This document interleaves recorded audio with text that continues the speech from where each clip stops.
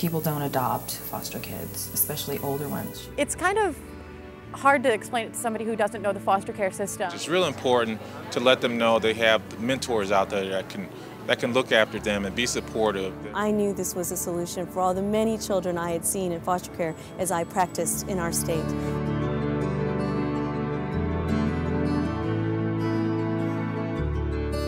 When you ask Naomi about her childhood, memories are a challenge.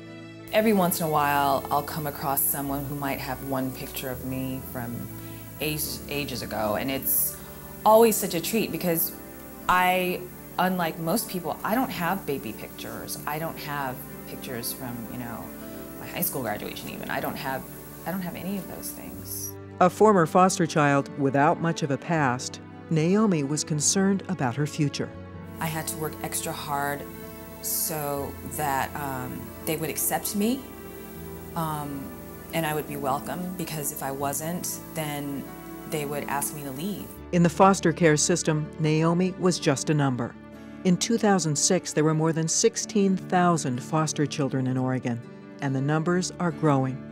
Jean Pierce has worked in Oregon's foster care system for over 20 years. She says the system has a revolving door. Some children who grow up in foster care end up losing their own children.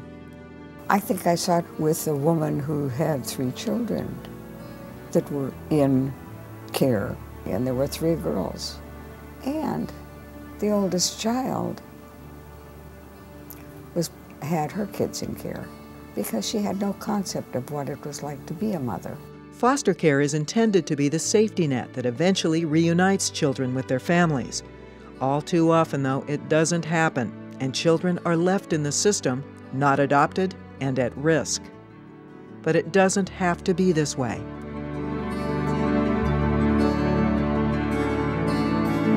I think if you're adopted, it's a different matter.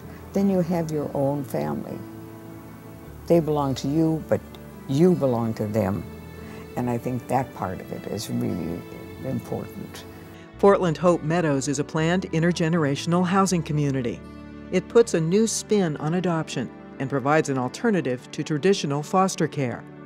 The first steps toward a better life for foster children have already been made. The City Council has provided 2 acres of land for Hope Meadows, Portland Hope Meadows, to build on. And we did this because we think it's very important that we understand the tremendous circumstances that kids in foster care face, and we want to give them more permanency, more permanent homes, and the chance to be adopted, which is what Hope Meadows is all about. And finally is to have the intergenerational aspect of seniors who can get a discount on their living in return for volunteering hours as senior grandparents or foster grandparents. Our project is modeled after a highly successful program in Chicago. Generations of Hope boasts an impressive 90% adoption rate over 14 years. These adopted children find loving homes, surrogate grandparents, mentors, and a community poised to nurture and educate, igniting a sense of hope.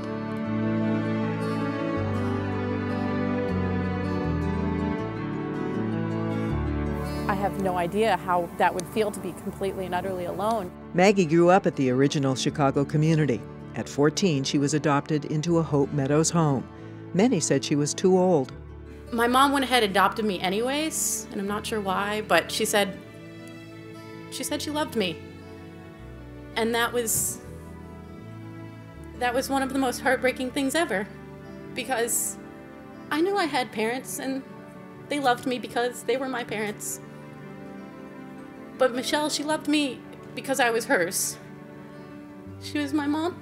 Like the Chicago model, Portland Hope Meadows gives children permanent adoptive homes where they can learn to become successful, productive adults, like Maggie. I should be a teen mom. I should have dropped out of high school, but I'm graduating from Yale. One of the great things about this project is that it connects seniors with children. These Hope Meadows residents positively affect children's lives while having their own lives touched by the love of a child.